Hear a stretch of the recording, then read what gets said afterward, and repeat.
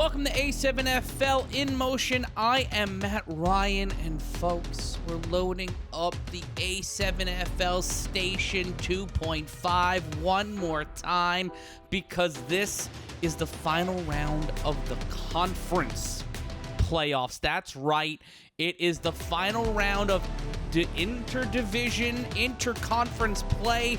Next week, we will see East versus West, but before we see that, we have these matchups, and if you want to know where to watch live or on demand, whether you're watching on Fox Soul, Triller TV Plus, Fight 24/7, internationally on DAZN, or Fox 26 in Houston, or on A7FL.TV, we want you to be covered. Go to a7fl.com/watch. The first thing you'll see this Sunday, the BIC taking on the East Orange Renegades.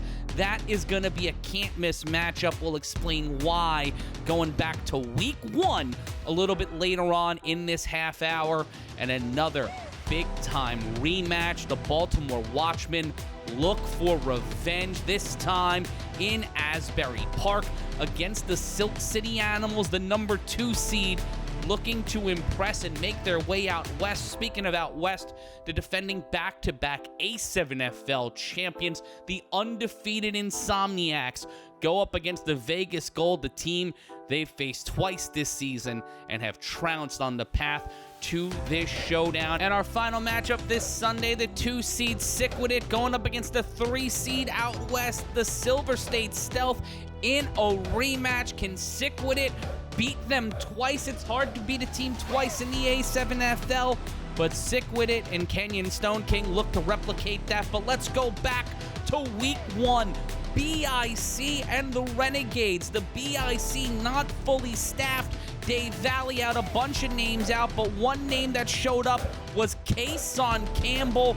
Campbell looked to build off of his last few seasons and stepped up to be one of the best in the league. And then Stary to Ashante, one of the most dynamic receiving combinations in the A7FL. But the can't go without saying this Renegades offense, especially in week one, brought the fight to the defending Eastern Conference champions, but the BIC would respond in kind. Kason Campbell, my goodness, this guy has been breaking records all season long. And in this opening week matchup, a lot of people looked at Anthony Service making his A7FL debut in earnest and seeing what he was able to do with Kyle Ward and all these weapons. These guys were the talk of the league heading deep into this postseason run, but last week, going to the wire against the QC Crush, a lot of people wonder if this is going to be the team we see next Sunday. Is this going to be the team that can stop and keep the with stride with the BIC? You see Ashante Worthy finding a way to cut up that secondary. What happens now when it's a fully staffed BIC? What happens if Matt Riddick is out there? What happens if those Florida boys, if Deontay Henderson is here on defense? If you have that fully staffed defense, does Anthony Service break away and get the touchdown to tie it late in the half? What are we going to see, especially if Mark Bagway's out there? If you have Mark Bagway rotating with Sterry Codrington, or even just a weapon on offense. Look at who Codrington has here. He gets hit. He gets it to Kason Campbell. Campbell and Ashante Worthy, alongside Sterry Codrington, have made the case for MVP and Offensive Player of the Year, but then you have Megatron. You have DeAndre Haynes, over 6'5", quite possibly one of the, if not the tallest player in the A7FL, a massive mountain of a man who has helped set up the special teams, and you saw that big play on offense, setting things up. Damon Small, do not call him Biggie. He has been a big opportunity for this team, but then you just go back to Ashante Worthy. It is hard to bet against this Trenton BIC team.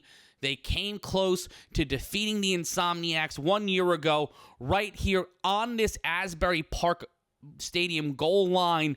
It was 9:05 left to go. They couldn't get it done, down 26-25, but the resolve of Sterry Codrington having the ice cream truck carry him, help with the block, finds his way into the end zone. and reclaims the lead for the BIC.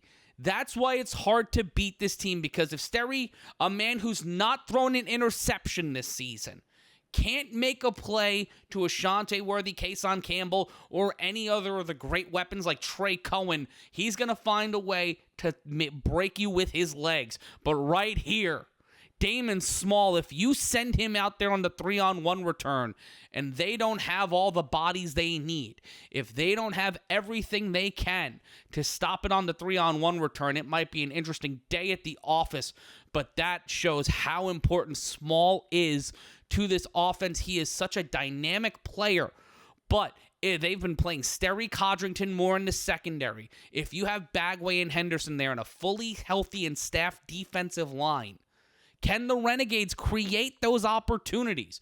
We've seen what a fully staffed Renegades team can do. It gets down to 39-33 on their matchup with the Heathens, and what's next in the playoffs after this? Big Rob Fabian talks about them ad nauseum, and we're about to see why they matter. The Renegades somehow, someway in week 1 make a statement against the BIC, and then to win it, can't hold on to the ball. In the moment of glory, they fall to defeat. Will that be the same this Sunday in Asbury Park? We find out live. You can find out more at a7fl.com/watch. When we return on A7FL in Motion, we'll talk about one of the most dynamic quarterbacks in a league full of dynamic quarterbacks. David Tender is back in action this Sunday against the Watchmen. Can he make it to Vegas? Watch this. Welcome back to A7FL in Motion. I'm Matt Ryan, and folks, we're loading up the console, preparing for what could be a dream weekend on June 8th. But before that, we have to decide who will be playing in our A7FL National Semifinals in the Western Conference. It's the Insomniacs taking on the Gold, and then in our nightcap at 7 p.m. Eastern, 4 p.m. Pacific, it'll be the SickWidIt taking on the Silver State Stealth one more time. These two teams faced off early on in our regular season, and when you had Kenyon Stone King, you added some weapons. They lost Jeremy Geary in the offseason, but so far, it has been a big time for Stone King, as he really set a standard and some consistency. But when you play a little loose, like Las Vegas has seen, and we've seen a lot of teams make those kind of plays before, when you see a larger man with the football tossing it back 60-40, things are going to go banjo. But SickWidIt's defense, susceptible to the running game. They have found themselves in situation with their backs against the wall against a couple of other teams, primarily the Insomniacs, but there's that defensive prowess of SickWidIt popping the ball out, and then it's just a horse race to set up another solid SickWidIt drive, and the defense exists to put this offense in prominent prime field position. Siobhan Richardson, Darren Palmer, two offensive stalwarts for this team, whether it's running the ball, receiving, doing 3-on-1 returns. Those two guys have been the definitive X factor alongside a competitive and dynamic rushing game set up by players like Southern and others that make up that backfield. And for the Stealth, it's all about trying to find consistency. They're 4-2. They have found ways to stay ahead of the pack in Las Vegas and find themselves in the playoffs with an over 500 record. But constant changes at starting quarterback, at head coach. They've gone through 3 different head coaches so far in the 2025 campaign, and you see here, when pressed up against the wall, that offensive line gives way to pressure and big bodies and sets up opportunities for SickWidIt's animals to just come out the gates and beast on opposing defenders. This game is going to come down to how the Stealth respond to being down or to being the underdog. In situations where they're the overwhelming favorite, they have been the overwhelming favorite. But when it comes to this Stealth team that has been zeroed by the Insomniacs, that has allowed the Vegas Gold to keep it somewhat competitive. And it's going to be interesting to see how they're able to keep pace, especially with plays like that. Those 50-50 balls when it's receiver against defender, and the defender can make a play like that and the receiver still running in stride. Hard to see anybody but SickWidIt making their way to a matchup with the BIC or the remaining top seed in the East when we meet on June 8th right here at Matter Academy. And there are times where the Stealth can make plays happen. They have been a dark horse in the playoffs because they have a roster of talent like Cool Case Way, G Hurd, who's a dynamic player. They have guys who can make it happen, but then you give up an interception in the end zone, and your offense allows your guy to slip slide, take it from the end zone to inside the 25. That is an almost 80 to 90 yard return on an interception. Doesn't get 6, but that sets one hell of a statement for this SickWidIt team. And if they're able to build off of mistakes like that and set up like this later on this Sunday in our final game at 7 p.m. Eastern, 4 p.m. Pacific. And for more information on where to watch and how to watch the A7FL, all you got to do is go to a7fl.com/watch. But if you're playing A7FL Fantasy Football, if you're going to A7FL Fantasy, if you're heading to the Spark It right now, your best option is SickWidIt, because goodness gracious, are they looking to prove a point and shock the world not only with an emphatic victory this Sunday, but by shocking the world and defeating one of the top seeds in the East when we decide our 2 championship finalists on June 8th in the desert. And SickWidIt got the win there, and more than likely will get the win this Sunday at Matter Academy. The other team that will fill out the Western bracket will be the Insomniacs, and this team just feels like it got better. Adding players like Juice from last season, Shannon Allen prime time. These guys, even when Scott Hamilton and Eric Schufer Jr. and RTC Wilkerson are playing dominoes on the sideline or invading the production and commentary booth out west, it's 52-0. You can see it there at the 2:52 mark of the second quarter when these two teams faced off earlier this season. But it is hard to bet against the defending national champions, the defending back-to-back national champions, just for the amount of weapons they had. Scott Hamilton, you saw him there. He went from forklift to scooter to 2-time national champion. It is impossible to quantify the Insomniacs effect on the A7FL, especially in the Eastern Conference, with the response we've seen from all of these teams out east trying to get a shot to beat the Insomniacs or beat SickWidIt. This is just what the Insomniacs have done. They've instilled this maniacal joy of beating opponents and looking insanely talented while doing it, making it look somewhat effortless. And as they look to defend their national championship one more time, this is the knockout. This is where it's win or go home. Danye Lyons, a guy in the last 2 national championships, has been a major player, but here's where things stand. Insomniacs in gold, the winner play the Animals or the Watchmen. That one is going to be a can't-miss matchup. But on the other side, the BIC and the Renegades. The winner of that will take on the winner of SickWidIt and the Stealth. That matchup, either way you slice it, will be intriguing. But when we return here on A7FL InMotion, we will go through that matchup between the Animals and the Watchmen. Watch this. It's A7FL InMotion wherever you're watching, so just stay where you are. Keep watching. Hey.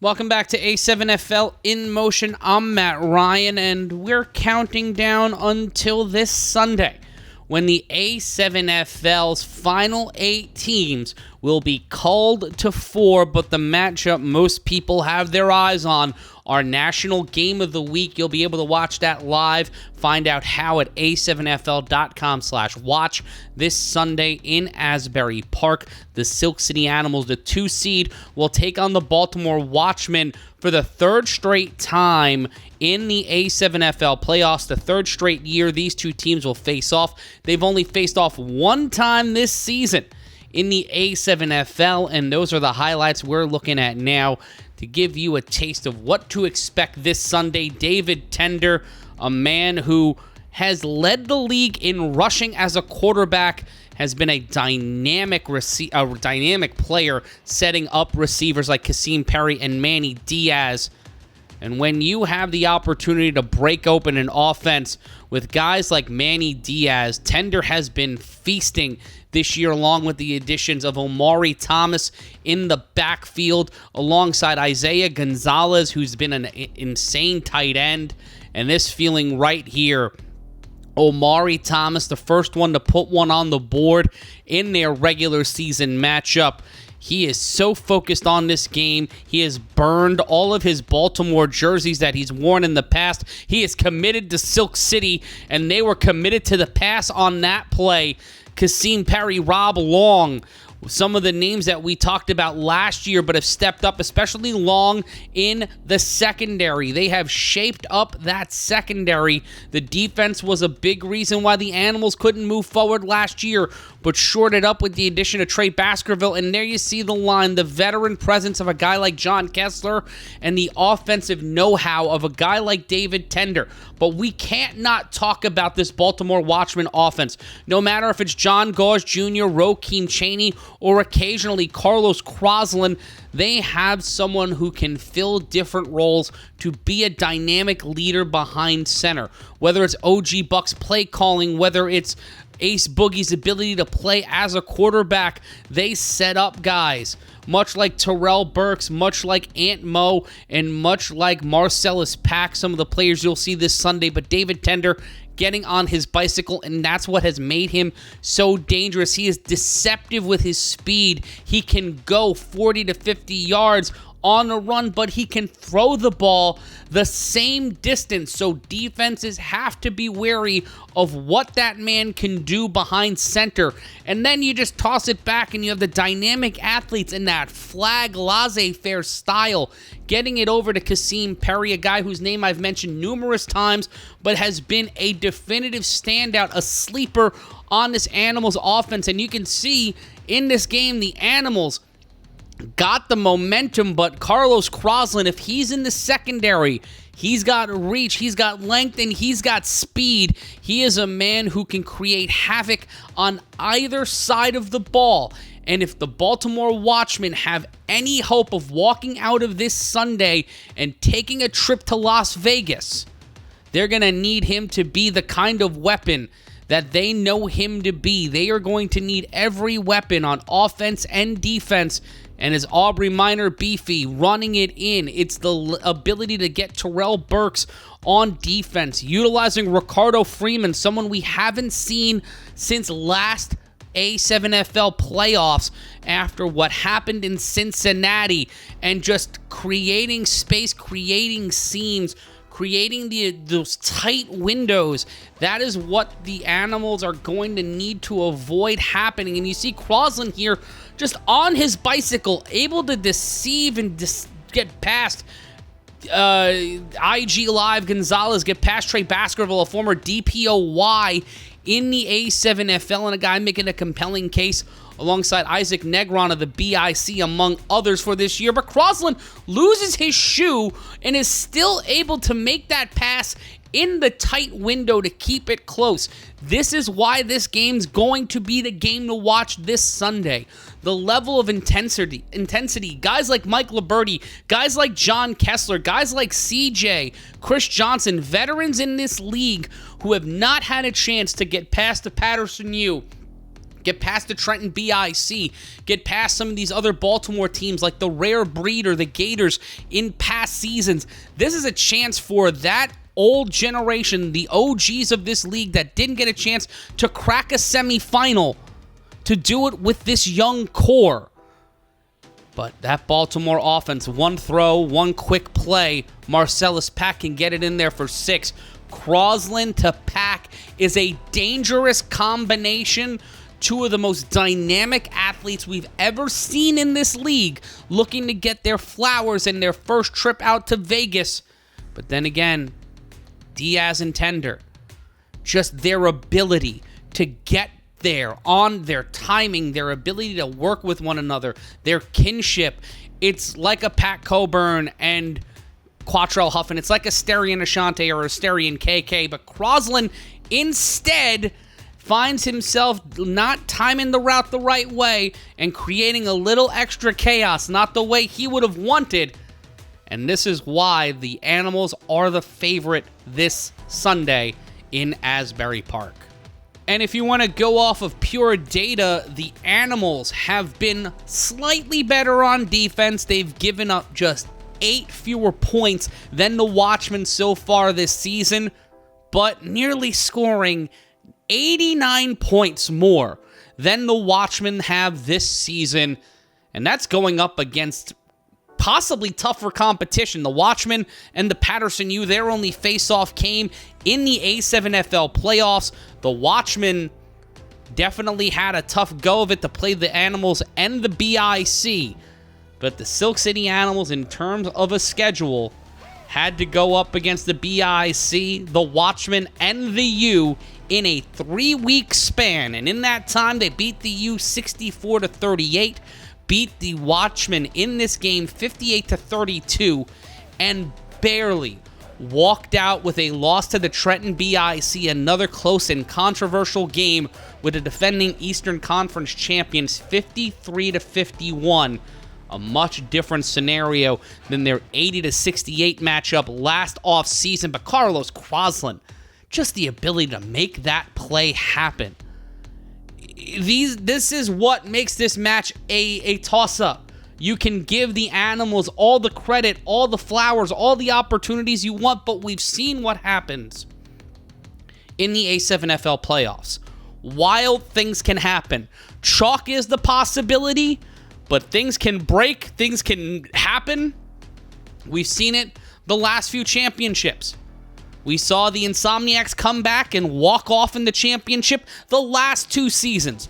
We've seen David Tender gritty into the end zone. Can he do that this Sunday with everything on the line? With the pressure being what it is, can Tender do that? Can he retie the single game TD rushing record? Is that something he'll be able to do against the Watchmen defense this Sunday in Asbury Park, running it back where it began?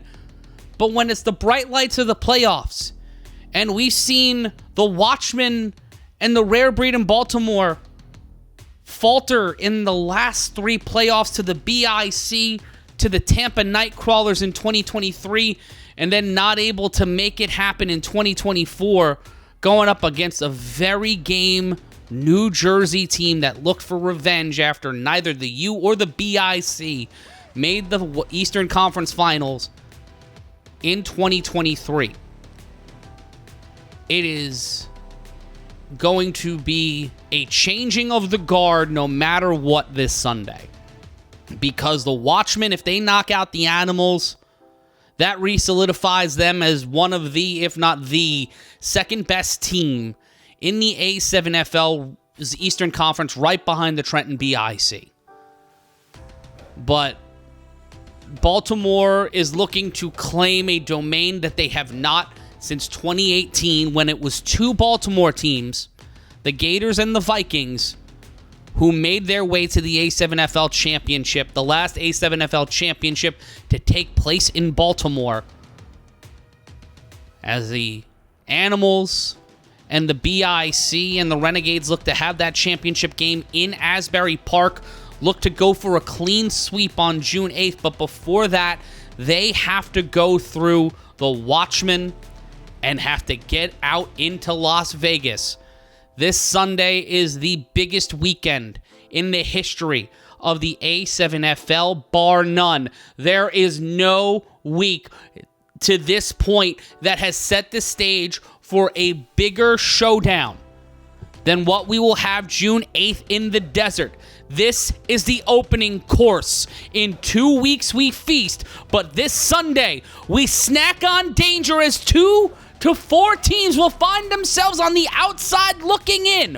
What will happen when the BIC and the Renegades, the Animals and the Watchmen, the Insomniacs and the Gold, SickWidIt and the Stealth put it all on the line? Will they find themselves joyous in the end zone? Will they find joy in the morning? Or will they see on Monday that they are much like us, enjoying it from the cheap seats? For everyone here at the A7FL, we'll see you on the field.